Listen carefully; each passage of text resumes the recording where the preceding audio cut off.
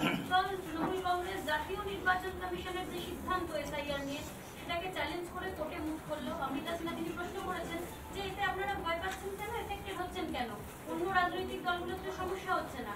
তাদের বক্তব্য যে আমাদের, তাদের কি বক্তব্য তাদেরকে কাদাপাড়ায় গিয়ে জিজ্ঞেস করুন, আমাকে জিজ্ঞেস করছেন। কিন্তু এই যে কোর্টে যাওয়ার সিদ্ধান্তটাকে কিভাবে দেখছেন? শাসকদল প্রথম থেকেই যাচ্ছে।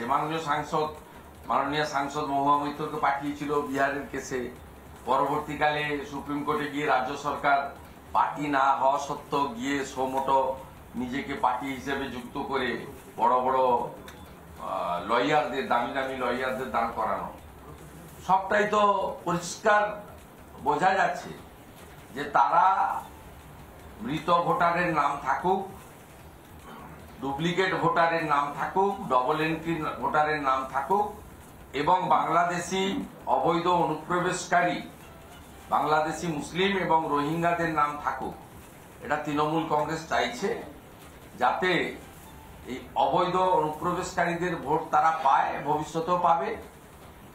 তাদের আধার এপিক কার্ড তারাই বানিয়ে দিয়েছে। আর মৃত এবং ফলস ভোটার, যেহেতু 7 দফা 8 দফাতে ভোট হয়, কোচবিহারে একবার দিয়েছে, মালদাতে আরেকবার দিয়েছে, ডায়মন্ড হারবারে একবার দিয়েছে, লাস্টে ভবানীপুরে যাতে দিতে পারে, এটা তো সোজা অঙ্ক। এই সোজা অঙ্কের জন্যই তারা বাধা দিচ্ছে।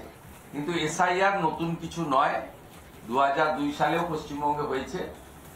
তৎকালীন সময় 26 লক্ষ নাম বাতিল হয়েছিল। আমাদের দাবি no SIR, no election. Trinamool Congress যত বাধা দিবে এসআইআর তত দীর্ঘায়িত হবে। আর দীর্ঘায়িত হলে তার ফল কি হতে পারে আমি আর বলছি না। টকশোতে বিশ্লেষকরা ইতিমধ্যেই বলছেন যে এই সরকার 4 মে 2026 পর্যন্ত টেনিওর, 2021-এর 5ই মে নতুন সরকার দায়িত্ব নিয়েছিলেন। 4 তারিখের মধ্যে মে মাসের আগামী বছর নির্বাচিত সরকার তৈরি করতে হবে, না হলে বিকেল 5টার পরে কি হয় আপনারা জানেন, সংবিধানে বলা আছে। আর শুভেন্দুবাবু, সিবিআই মামলাতেও এবার পার্থ চট্টোপাধ্যায়, সুবীরেশ ভট্টাচার্যরা জামিন পেয়েছে, যদিও পার্থবাবুর এখনই জেল মুক্তি হবে না, প্রাথমিক মামলা রয়েছে তার। দেখুন, এ তো প্রসেস, এটা একটা লং প্রসেস এবং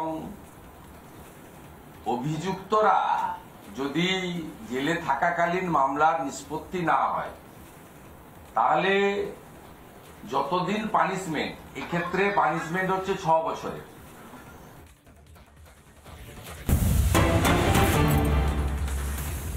নানা ধরনের কন্টেন্ট দেখার জন্য লাইক করুন, শেয়ার করুন আমাদের ফেসবুক পেজ, সাবস্ক্রাইব করুন আমাদের ইউটিউব চ্যানেল। পাশাপাশি অন্যান্য ব্রেকিং নিউজের জন্য অবশ্যই চোখ রাখুন রিপাবলিক বাংলায়।